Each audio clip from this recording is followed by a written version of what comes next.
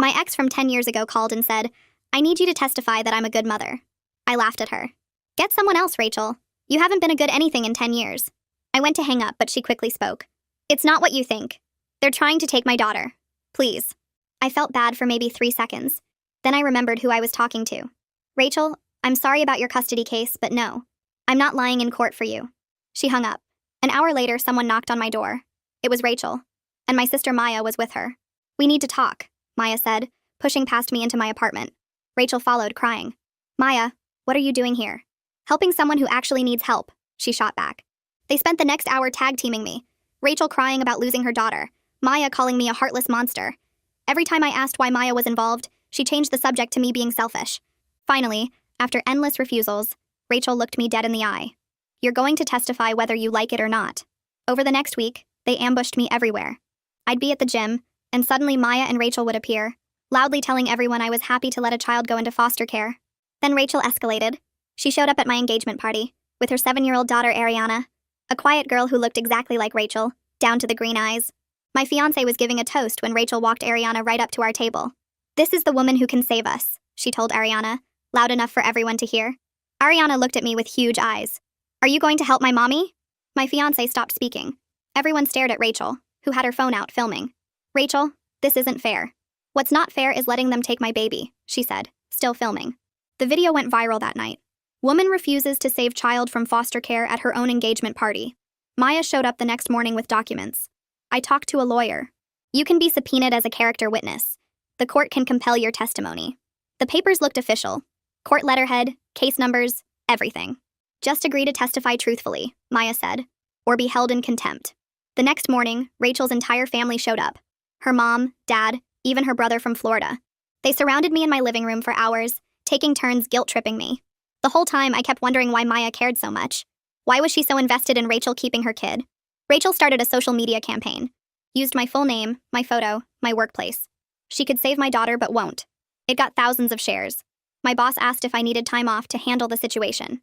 Rachel texted, "I'll delete everything. Just say you'll testify." I was exhausted. "Fine. I'll come to court.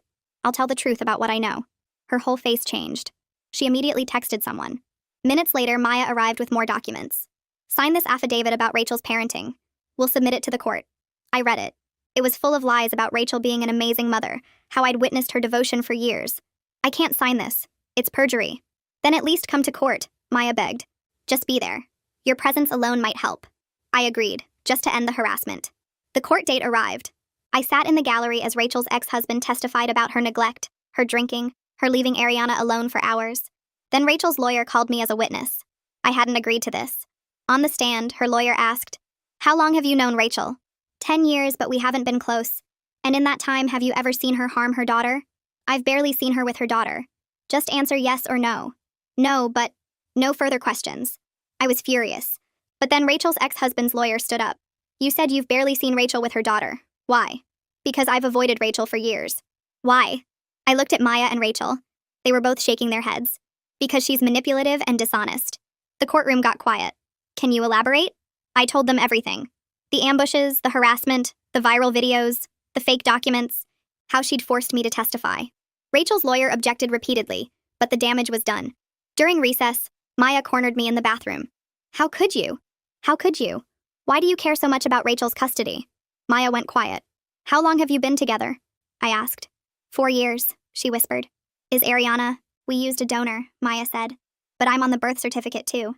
If Rachel loses custody, I lose Ariana." I stared at my sister. "You've been hiding this for 4 years?" "Rachel didn't want anyone to know, especially not you." "Why?" That's when Rachel walked in, pale. "Because Ariana isn't from a donor," she said quietly. Everything stopped. "Your ex-boyfriend, Tom. Remember when you brought him to Christmas 9 years ago? Something happened. Ariana is his." I looked at my sister, who'd known for 4 years. At Rachel, who'd hidden this for 7. "You had a baby with my boyfriend?" "Ex-boyfriend. You'd been broken up for 2 months. And you never told me? Either of you?" "He doesn't know either," Rachel added. "But if the court finds out Ariana's biological father was never notified, I'll definitely lose custody." That's when the bailiff knocked. Court's resuming. I walked back to the stand with information that could destroy everything.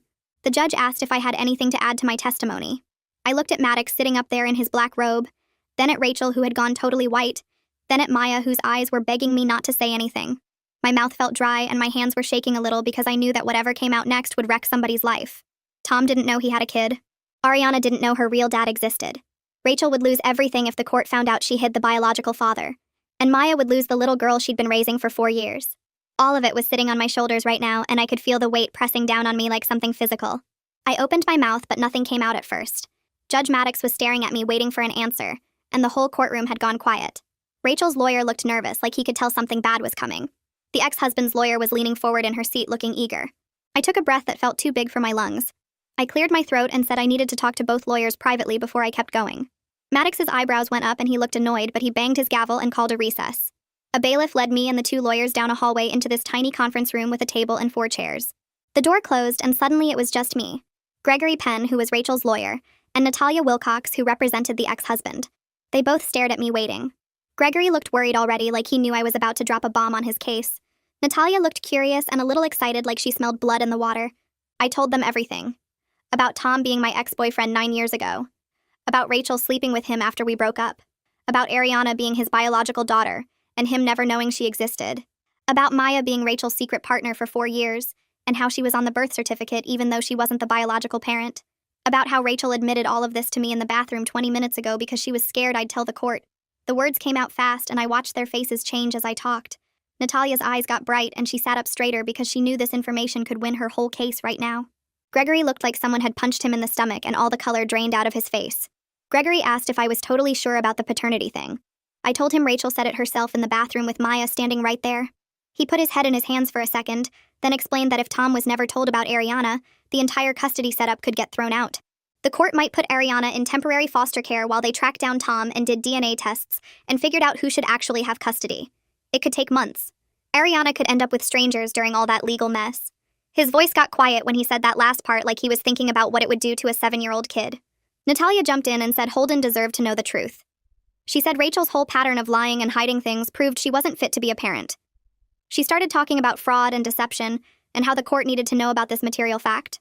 I sat there feeling sick because I had information that could help Rachel's ex get custody, but it would hurt Ariana in the process.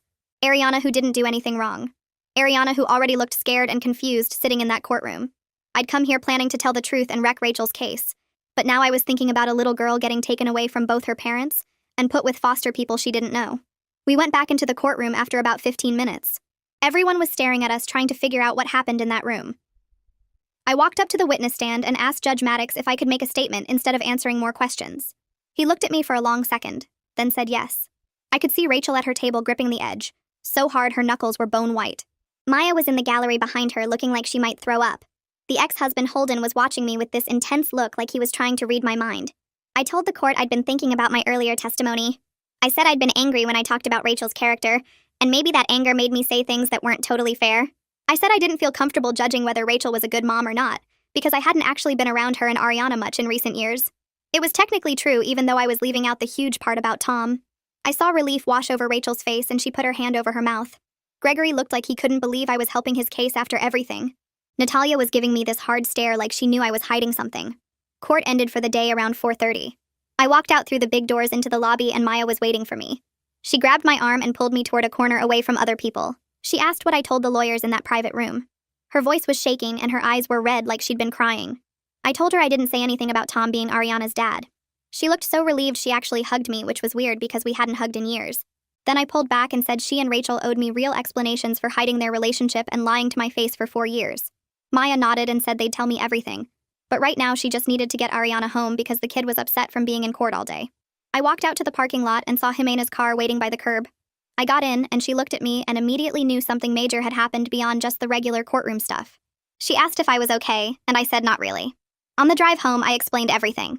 About Maya and Rachel being together for 4 years. About Ariana being Tom's biological daughter. About how Tom had no idea he had a kid. About the impossible choice I'd just made in that conference room to protect a child whose mother I couldn't stand. Jimena listened without interrupting, and when I finished, she reached over and squeezed my hand. She said it sounded like I'd made the only choice that put Ariana first, even though it meant letting Rachel off the hook.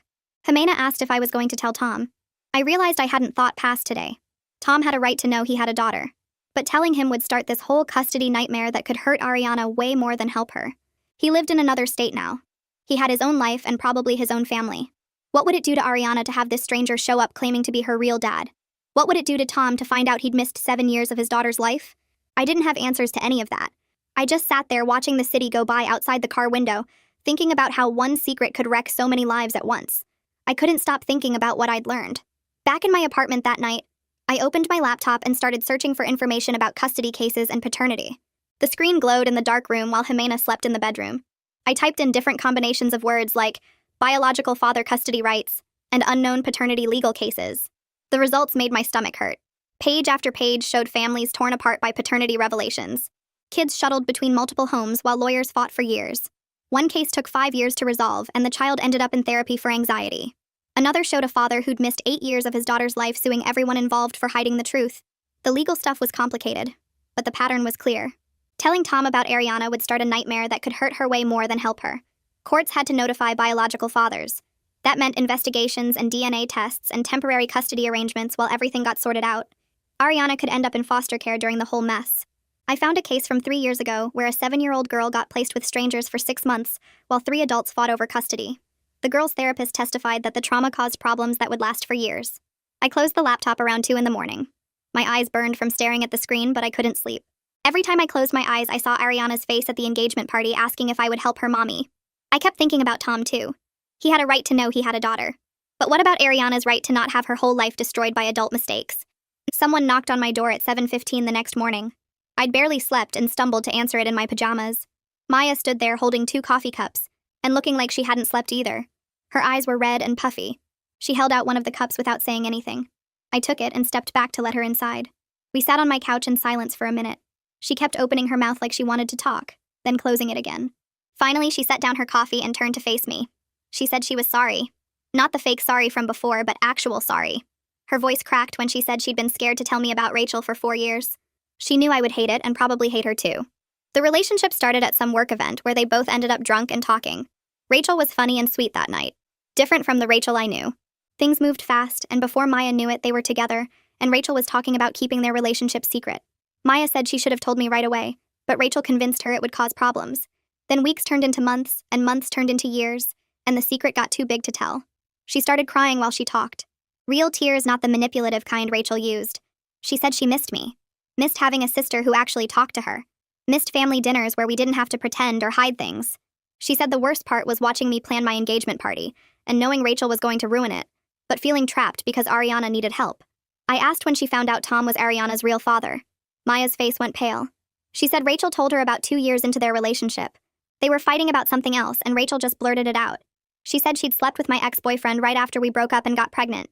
Maya was shocked, but Rachel started crying and saying if anyone found out the truth, Ariana would get taken away during a paternity investigation. Rachel made it sound like telling anyone would guarantee Ariana ended up in foster care. So Maya kept quiet. She said she felt sick keeping that secret from me, but she loved Ariana by then. Ariana called her Aunt Maya and ran to her when she got home from the school. Maya couldn't imagine losing that. She said she tried to convince Rachel to tell Tom the truth, but Rachel always had excuses. He was too far away, or too angry, or too whatever. The real reason was Rachel wanted total control. We talked for 3 hours straight. Maya explained how the relationship started with Rachel being charming and attentive. Then slowly Rachel got more controlling, checking Maya's phone and getting upset if she made plans without asking first, telling Maya what to wear and who to hang out with. Maya said she started to see the same manipulative patterns Rachel used on everyone else, but leaving felt impossible because of Ariana. I started understanding that Maya was another person Rachel had trapped. My sister made bad choices by hiding everything from me, but Rachel had manipulated her into thinking those were the only choices. Maya said Rachel got worse during the custody battle with Holden. Every day brought new panic about losing Ariana. Rachel would wake up in the middle of the night crying about foster care.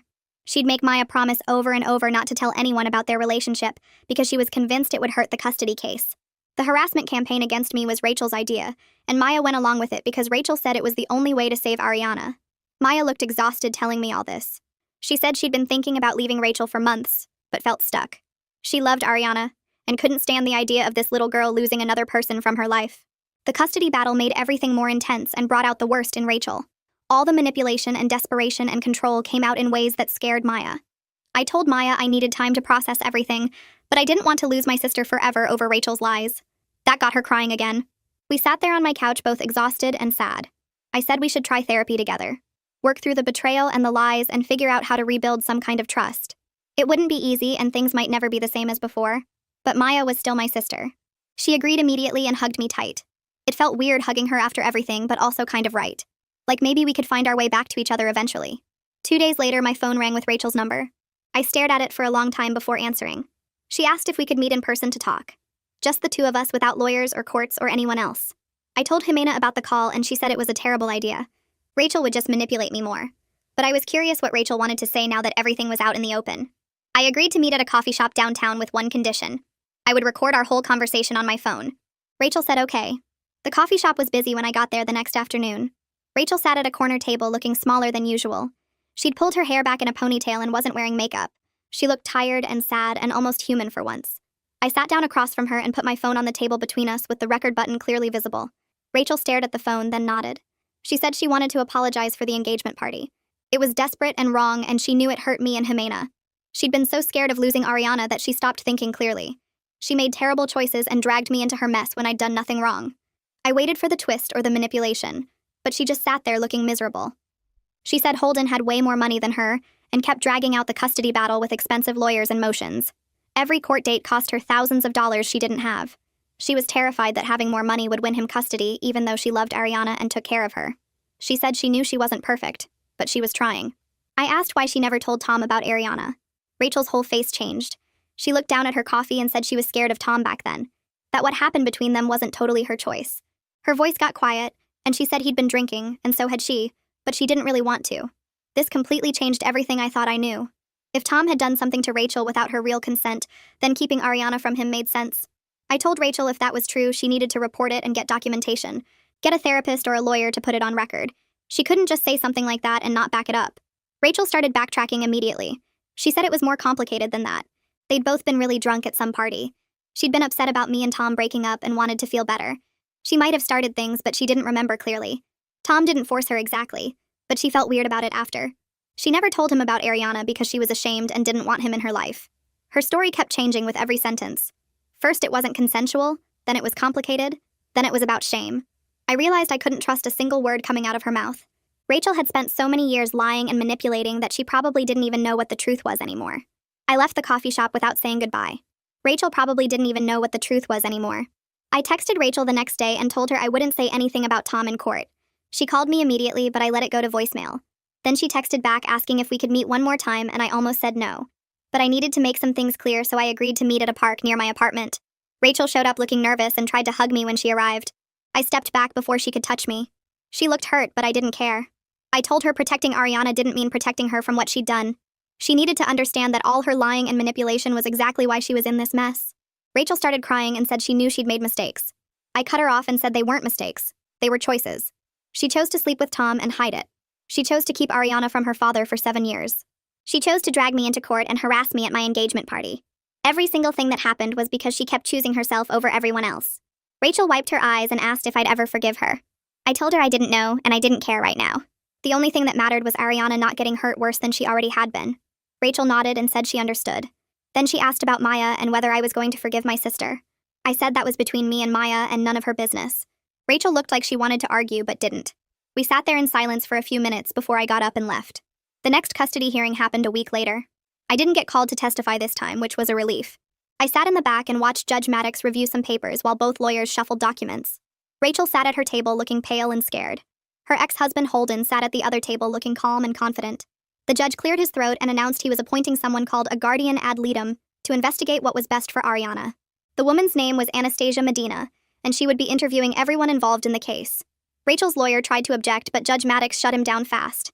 The judge said this case had too many questions and contradictions, and he needed an independent evaluation before making any custody decisions. The hearing ended after about 20 minutes and everyone filed out. Maya caught my eye from across the courtroom, but I looked away. Anastasia called me 3 days later. She had a professional voice and explained she was investigating Ariana's situation as part of the custody case. She wanted to meet with me privately since I'd testified already. I agreed even though I felt sick about it. We met at her office, which was in a building downtown. Anastasia was maybe 40 with sharp eyes and a way of looking at you that made you feel like she could see right through any lies. She asked me about how I knew Rachel and I explained our history. Then she asked about the engagement party and the harassment campaign. I described everything Rachel had done to force me to testify. Anastasia took notes the whole time and asked specific questions about dates and details. Then she asked about Maya's relationship with Rachel. I hesitated and said they were together. Anastasia nodded like she already knew and asked how long. I said 4 years as far as I knew. She asked if Maya had legal parental rights to Ariana, and I said I didn't think so. Anastasia made more notes, and I could feel her building some kind of picture in her head. Then Anastasia looked up from her notepad and asked directly if there was any information about Ariana's parentage that the court should know. My stomach dropped and I felt my face get hot. I told her that was something Rachel needed to address, not me. Anastasia watched me for a long moment and then wrote something down. She said she appreciated my time and would be in touch if she had more questions. I left her office feeling like I'd just failed some kind of test. The way she looked at me made it clear she knew I was hiding something. I got in my car and sat there for 10 minutes trying to calm down before driving home. Maya called me that night crying so hard I could barely understand her. She said Anastasia had interviewed her that afternoon and asked all kinds of questions about her relationship with Rachel. Anastasia wanted to know when they got together and whether Maya had any legal connection to Ariana. Then she started asking about family secrets and whether there was anything about Ariana's background that the court didn't know. Maya said she didn't tell Anastasia about Tom, but she could tell Anastasia suspected something. Maya was terrified she'd lose Ariana if Rachel lost custody since she had no legal rights at all. I tried to calm her down, but I didn't know what to say. Maya kept asking if I'd told Anastasia anything, and I said no. Then she asked what I thought was going to happen, and I said I had no idea. We stayed on the phone for almost an hour while Maya cried and panicked. Eventually, she said she had to go and hung up. That night, I couldn't sleep. I kept thinking about Tom for the first time in years. We'd dated for about 8 months when I was 24, and it ended badly. He'd wanted to get serious, and I wasn't ready, so I broke it off. I wondered what kind of person he was now and whether he'd even want to know about Ariana. I grabbed my laptop and found his social media after searching for a few minutes. His profile was public, and I scrolled through photos of him with a wife and 2 little kids. They lived somewhere in Ohio based on the location tags. His life looked stable and happy. There were pictures of birthday parties and family vacations and normal everyday stuff. I stared at a photo of Tom holding his daughter who looked maybe 4 years old. He had no idea he had another daughter 3 states away who looked just like him. I closed my laptop feeling worse than before. Jimena noticed I was distracted the next few days. She finally asked what was wrong while we were making dinner. I told her I'd been thinking about Tom and whether he deserved to know about Ariana. Jimena stopped chopping vegetables and looked at me. She said of course he deserved to know. I said it wasn't that simple because telling him could make everything worse for Ariana. Jimena put down the knife and said Tom had a fundamental right to know he had a child. I argued that Ariana's safety mattered more than Tom's rights. Jimena said they both mattered and I couldn't just decide to keep a man from knowing about his own daughter. We went back and forth, getting louder and more frustrated. Jimena said I was making excuses because I didn't want to deal with the fallout. I said she didn't understand how complicated the custody situation was. She said that was exactly the point. It was complicated because Rachel had lied for 7 years, and I was helping her keep lying. I told her I wasn't helping Rachel. I was protecting Ariana. Jimena shook her head and said protecting Ariana meant giving her a chance to know her real father. We barely spoke the rest of the night. I couldn't stop thinking about what Jimena said. 2 days later, I looked up family law attorneys and made an appointment for a consultation. The lawyer's name was something I can't remember now, and her office was small but professional. I explained the whole situation without using names. I asked if I had any legal duty to tell Tom about Ariana. The attorney said no. I had no legal obligation to reveal paternity information that I'd learned privately. But then she said if Tom ever found out later that people knew and didn't tell him, he could potentially sue for custody and might have grounds to argue his parental rights were violated.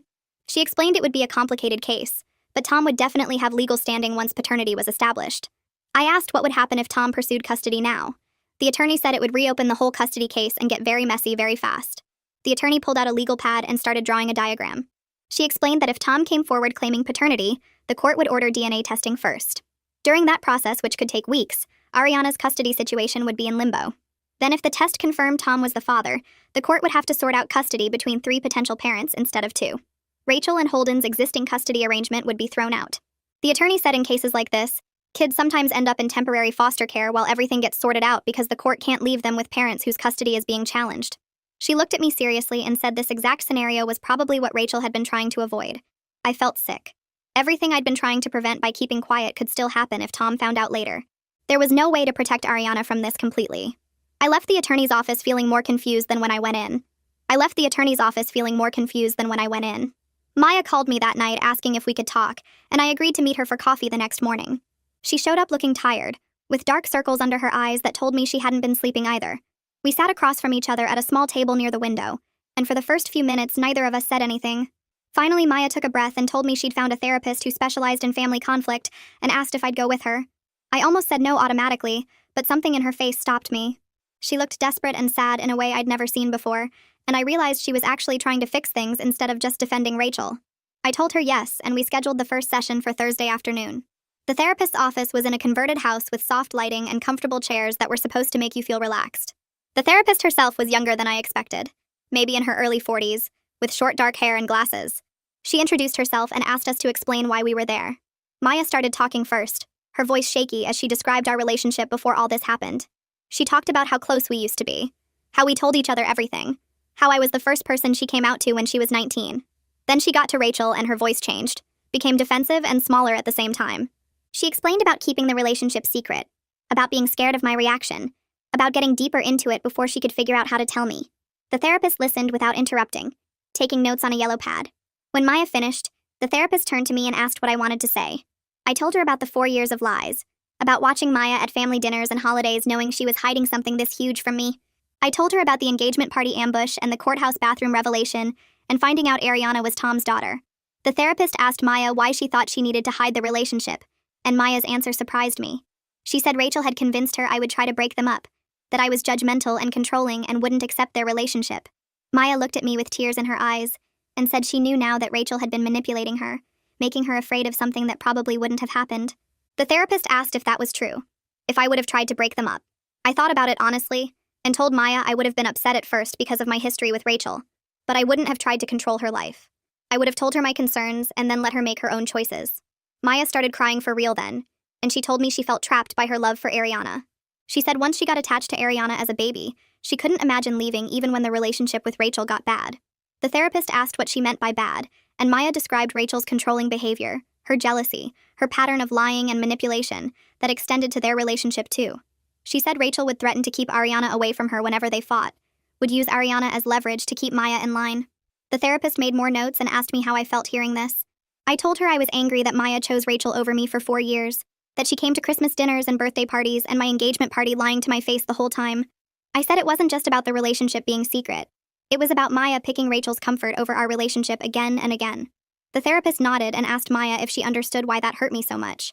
Maya said yes, that she could see now how her choices had damaged our trust, and that she didn't know how to fix it. The session ended with the therapist giving us some homework about writing down our feelings and expectations, and we scheduled another appointment for the following week. 3 days after the therapy session, Maya called me sounding stressed.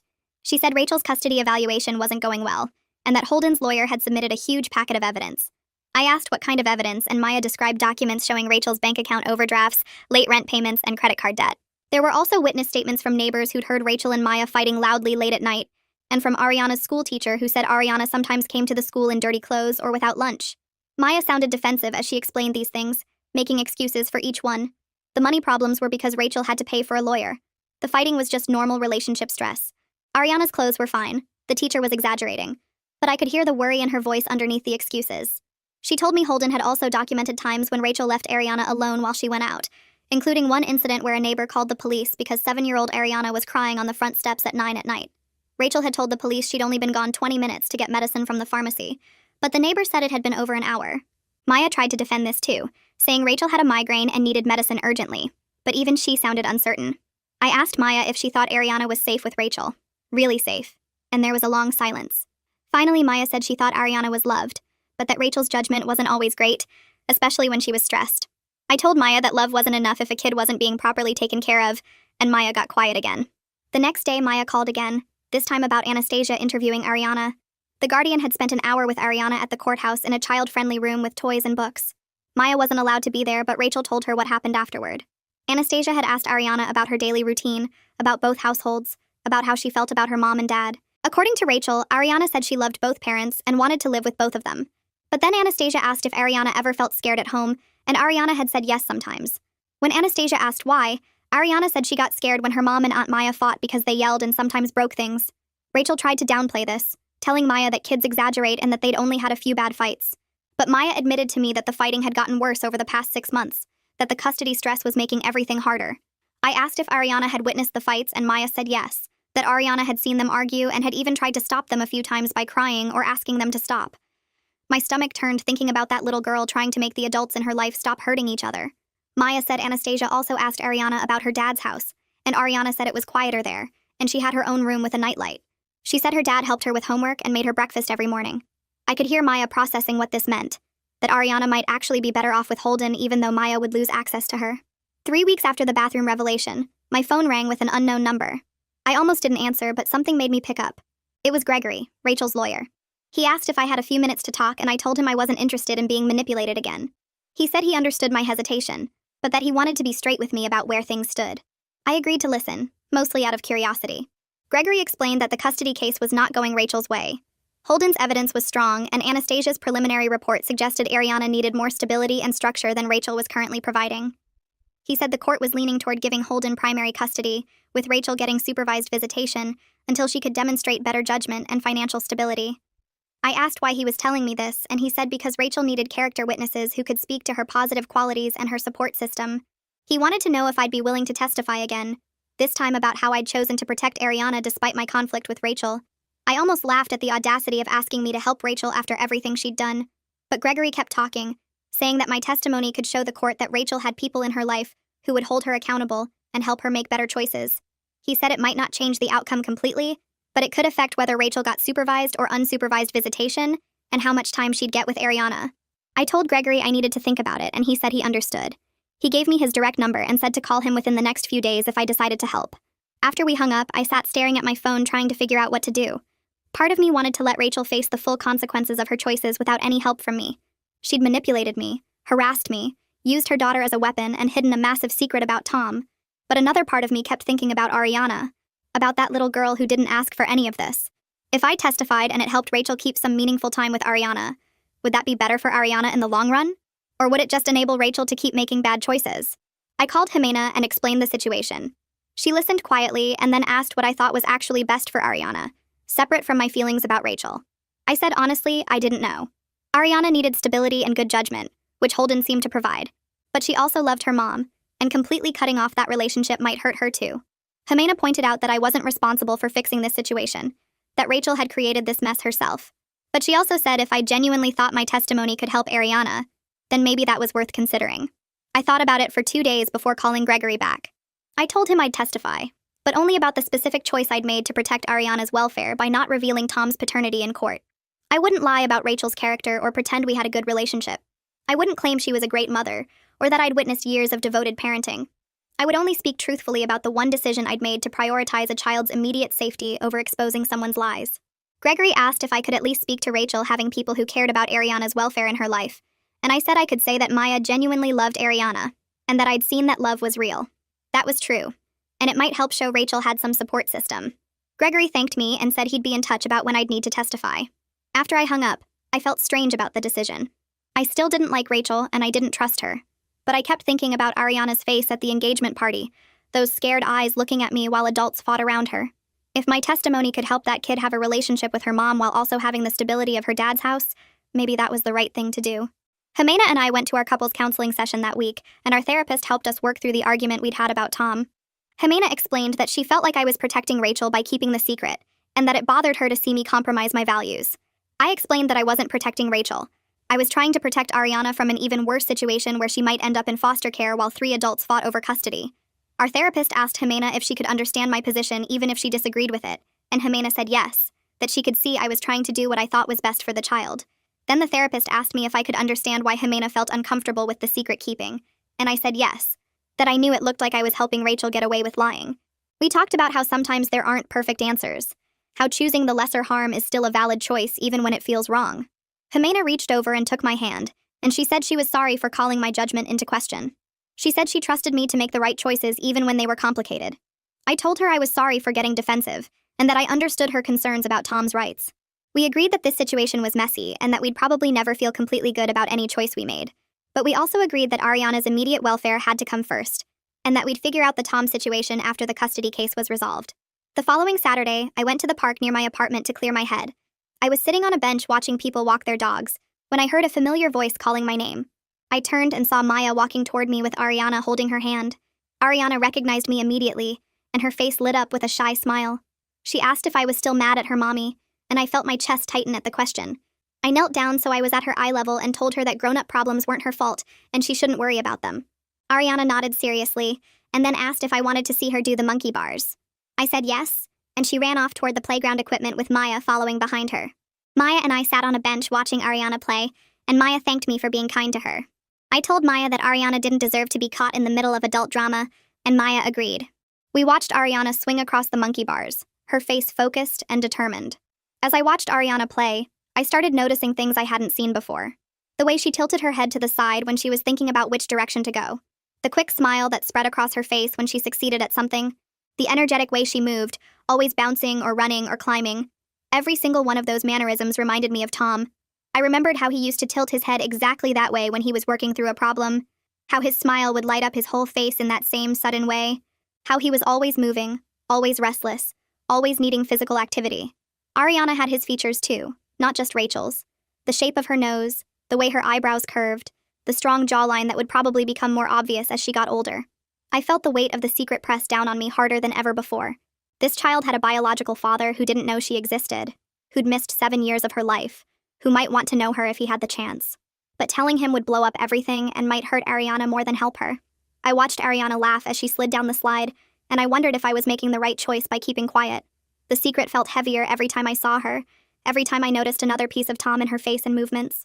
I walked to my apartment and sat at my kitchen table with my laptop open. The question about Tom wouldn't leave me alone. I kept thinking about Ariana's face, about how she had his smile and his way of moving. Jimena came home from work and found me staring at a blank screen. She asked what I was doing, and I told her I didn't know what to do about Tom. She sat down next to me and suggested I write him a letter explaining everything, then decide whether to send it. She said sometimes just writing things out helps you figure out what you really think. I started typing. The words came slowly at first, then faster. I wrote about the custody case, about Rachel's lies, about Ariana.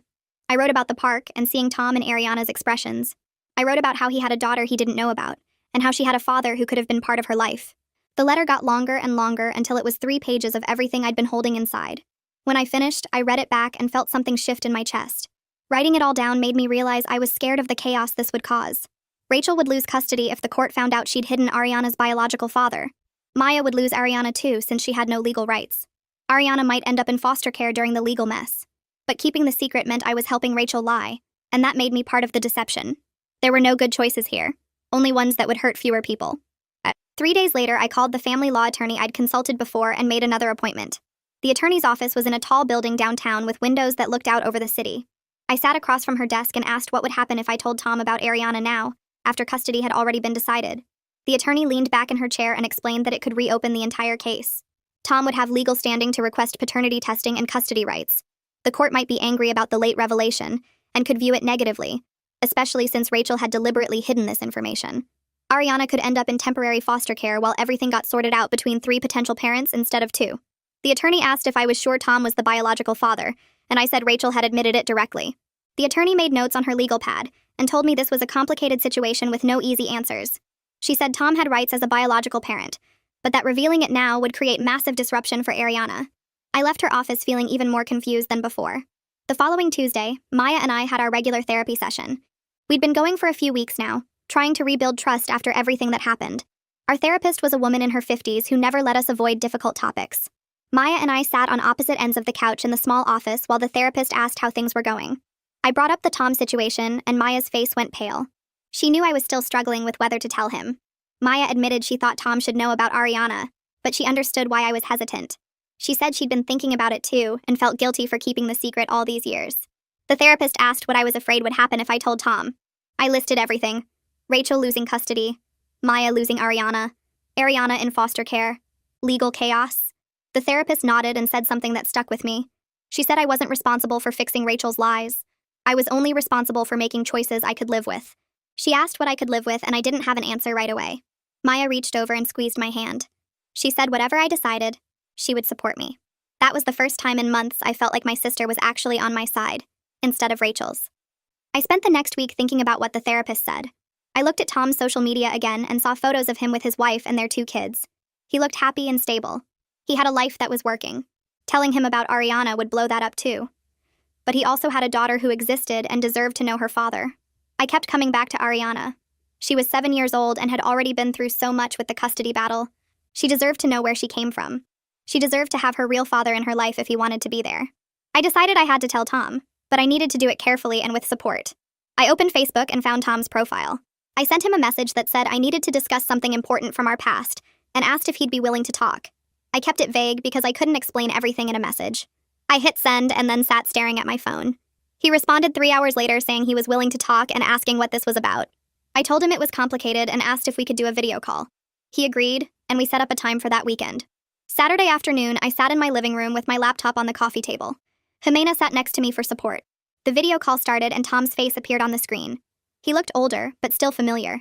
He had the same eyes and smile I remembered from 9 years ago. He asked what this was about, and I took a deep breath. I told him as gently as I could that something happened after we broke up that he didn't know about. I explained about Rachel and the Christmas party, and how Ariana was born 8 months later. I watched his face change as he processed what I was saying. He asked if I was telling him he had a daughter, and I said yes. He went completely silent for a long moment. Then he asked why Rachel never told him. I explained about the custody battle and how Rachel had been hiding this to avoid losing Ariana. Tom's face went through shock, then anger, then confusion. He asked how old Ariana was, and I told him 7. He did the math in his head and realized he'd missed 7 years of his daughter's life. He asked if he could meet her, and I gave him Anastasia's contact information since she was still monitoring the custody situation as the guardian ad litem. Tom thanked me for telling him even though I could see he was struggling to process everything. After we hung up, I sat there feeling like I'd just set off a bomb. Tom moved fast. Within a week, he'd contacted a lawyer and filed for paternity testing and custody rights. I got a call from Maya saying the court had reopened Ariana's case. Maya was crying and asking why I did this. Rachel called me screaming that I'd destroyed everything. Ariana's teacher called Maya saying Ariana was confused about why there was another court case and why people kept talking about her dad. The whole situation exploded into chaos exactly like I'd feared.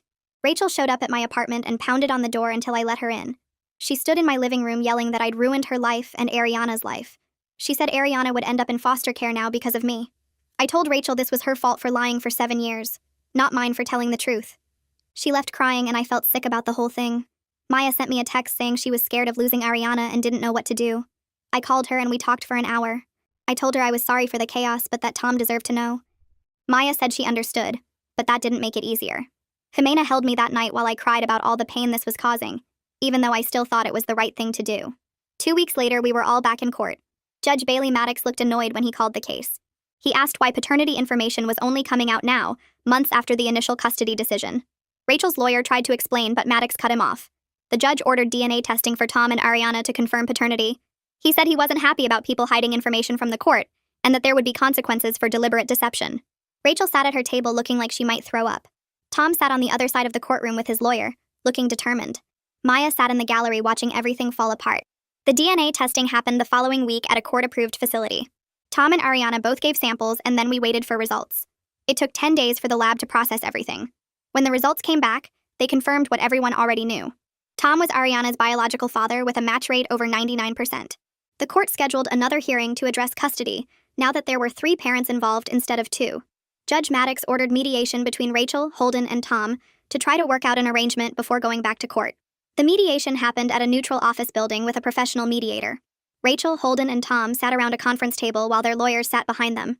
Ariana's therapist, Darren Faulkner, was brought in to help navigate how this would affect Ariana and how to handle the expanded family situation. The mediator explained that they needed to work out a custody arrangement that included all 3 parents and put Ariana's needs first. Rachel looked miserable. Holden looked cautious. Tom looked nervous but determined. They spent hours talking about schedules and transitions and how to explain this to Ariana. Darren talked about how children adjust to complex family situations and what Ariana would need for support. The mediator suggested they start with supervised visits between Tom and Ariana so she could get to know him gradually. Everyone agreed that was the best approach. They scheduled the first meeting for the following Saturday at a neutral location with Darren present to help facilitate. The meeting happened at a family center that had a play area and comfortable rooms for visits. Tom arrived early with his wife and their 2 kids. Ariana came with Maya and Rachel. Ariana looked shy and uncertain when she walked in. Tom knelt down to her level and introduced himself gently. He told her he was her biological father and that he'd just found out about her. Ariana stared at him with those green eyes that looked so much like Rachel's, but had his smile underneath. She asked if he was mad at her, and Tom said no. He could never be mad at her. His wife introduced herself, and their kids came over. Ariana's whole face changed when she realized she had half-siblings. She asked their names and ages and if they wanted to play. The kids went off to the play area together while the adults watched. Tom's eyes filled up watching Ariana interact with his other children. She was laughing and climbing on the play structure and being a normal 7-year-old kid. Darren took notes and asked Ariana how she was feeling. Ariana said she was happy to have more family. The visit went better than anyone expected, and they scheduled another one for the following week. Over the next few weeks, the 3 of them worked out a schedule that looked impossible on paper, but somehow functioned in reality. Ariana spent Monday and Tuesday with Rachel, Wednesday and Thursday with Holden, and Friday through Sunday alternating between Tom's house and back to Rachel. The mediator created a color-coded calendar that everyone kept on their phones. Rachel had to text the group chat whenever Ariana arrived or left. Holden did the same. Tom sent photos of Ariana with her half-siblings almost daily. The first month was chaos with missed pickups and confused schedules. Ariana forgot her backpack at Rachel's when she was supposed to be at Holden's. Tom showed up on the wrong day twice. But gradually, everyone fell into a rhythm. Darren met with Ariana every week and reported back to the court that she was handling the transitions better than expected. She liked having 3 different bedrooms and got excited about which house she was going to next. The structure seemed to help her feel secure instead of torn apart. Maya called me on a Tuesday afternoon and asked if we could meet for coffee. She looked different when I arrived, lighter somehow. We sat outside even though it was cold. She told me she'd ended things with Rachel permanently the week before. Not because of the custody situation or the lies, but because she finally realized she'd been in love with being Ariana's parent, more than being Rachel's partner. The relationship had been unhealthy from the start, but Maya had stayed because leaving meant losing Ariana. Now that she had a defined role in Ariana's life as a family friend who Ariana could visit, Maya felt free to walk away from Rachel. She was staying in Ariana's life but on her own terms. Rachel had tried to manipulate her into staying, but Maya held firm for the first time in 4 years. She looked proud of herself when she told me. 2 weeks after that conversation, Tom and his wife invited me to their hotel. They were in town for Ariana's school play and wanted to talk. His wife made a point of thanking me for telling Tom about Ariana, even though it came so late. She said their family felt more complete now. Tom was harder to read. He admitted he was angry about missing Ariana's first 7 years. Her first words, first steps, first day of school. All of it gone because Rachel decided he didn't deserve to know. But he was also grateful to have any time with her going forward. He showed me videos of Ariana playing with his other kids. She fit right into their family like she'd always been there.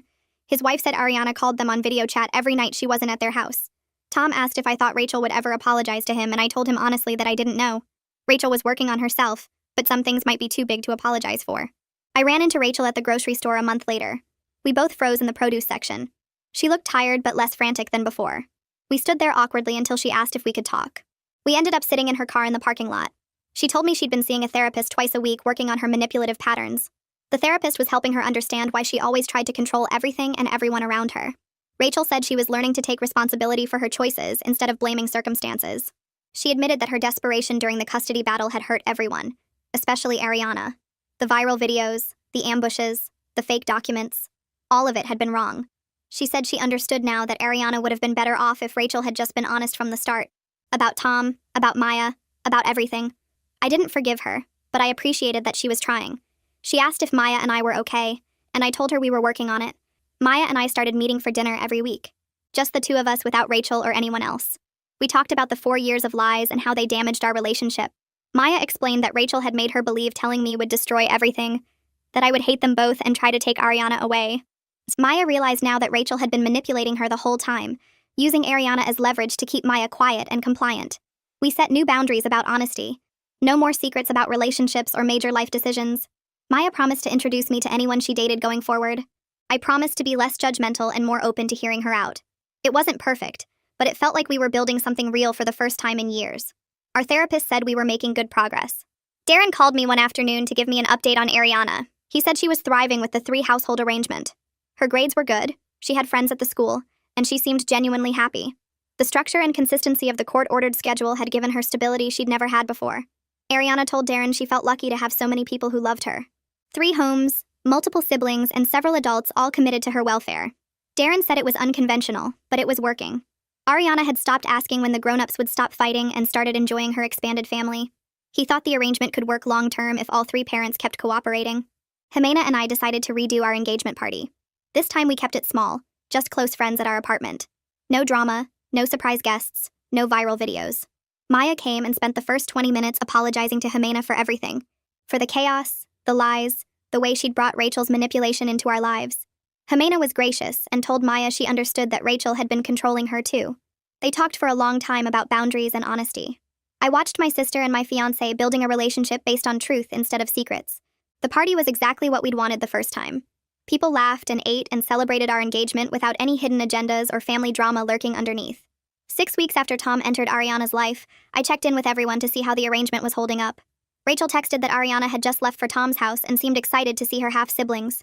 Holden sent a photo of Ariana doing homework at his kitchen table. Tom posted a picture of all his kids together at a park. Ariana was in the middle, smiling bigger than I'd ever seen her. The expanded custody arrangement was working smoothly. Ariana had 3 homes, multiple siblings, and several adults committed to her welfare. It was unconventional and complicated, and required constant communication between people who didn't particularly like each other. But it was functional. Ariana was happy and safe and loved. That was what mattered. I thought a lot about my decision to tell Tom. It had caused immediate chaos and reopened Ariana's custody case right when things were settling. But watching Ariana thrive now with 3 families, I knew it had been right. She deserved to know her biological father. Tom deserved to know his daughter. The truth had been messy and painful and had hurt people in the short term. But keeping the secret would have been worse. Ariana would have eventually found out and felt betrayed by everyone who knew. Tom would have discovered the truth someday and lost even more years. Rachel's lies had caused enough damage. Adding my own lies on top wouldn't have helped anyone. The truth was necessary even when it wasn't clean. Maya started dating someone new 3 months after leaving Rachel. She brought her girlfriend to family dinner and introduced her properly to everyone. No secrets this time, no hidden relationships. The girlfriend was kind and asked good questions and seemed genuinely interested in getting to know our family. Maya looked happy in a way I hadn't seen in years, more confident and honest about what she wanted. She'd learned from the Rachel situation that hiding relationships only led to pain. Her new girlfriend knew everything about the custody drama and the 4 years of lies. Maya was being open about her needs and setting boundaries. I could see her making healthier choices. She was becoming the person she should have been all along. Ariana's first school talent show happened 3 weeks after the custody arrangement settled. I got a text from Maya asking if I wanted to come watch Ariana perform, and I said yes without thinking too hard about it. When I arrived at the elementary school gym, I spotted Rachel sitting in the 3rd row with Maya beside her. Tom was there too with his wife and their 2 kids, sitting 1 row behind them. Holden showed up 5 minutes before the show started and took a seat at the end of Rachel's row. They all nodded at each other like co-workers at a meeting. Ariana came out in a sparkly purple dress and sang a song from some kid's movie I didn't recognize. She kept looking into the audience to find her people, and when she spotted all of them sitting near each other, her whole face lit up. After the show, they all went up together to congratulate her. Tom's kids were excited to see their half-sister, and Ariana showed them the ribbon she got for participating. Rachel and Holden managed to have a normal conversation about Ariana's upcoming dentist appointment. Tom's wife took pictures of all the kids together. It was weird watching them function like this, but it was working. Ariana's therapist had told Maya that Ariana felt lucky to have so many families, which seemed impossible given how messy everything had been. But kids adapt better than adults do sometimes. The 3-parent situation was strange and required constant scheduling and communication, but Ariana was thriving with all the attention and stability. A week later, Jimena and I sat down with our wedding planner to finalize details. We'd rescheduled everything after the engagement party disaster, and now we were actually moving forward. I told Jimena I wanted to ask Maya to be in the wedding party, and she supported the decision even though Maya had brought so much chaos into our lives. Our relationship wasn't the same as before, but we were building something new based on honesty, instead of whatever fake closeness we'd had when she was hiding Rachel. Maya cried when I asked her, and we both acknowledged that we had a long way to go, but we were trying. 2 days before our final dress fitting, a package arrived at my apartment. Inside was a drawing from Ariana showing stick figures labeled with everyone's names. There was Rachel and Maya and Holden and Tom and his wife and kids, all holding hands in a line. At the very end of the line was a stick figure labeled "My Friend," with my name underneath. Ariana had drawn hearts around all of us. I put the drawing on my fridge and stared at it while making coffee. Sometimes the messiest situations create the most unexpected forms of love and connection. Ariana had 3 homes and multiple siblings and more adults who cared about her than most kids ever get. It wasn't traditional or simple, but it was real and it was working. I thought about all the lies and manipulation and court battles that had brought us here. None of it had been clean or easy, but Ariana was happy and safe. That mattered more than any of the pain it took to get here.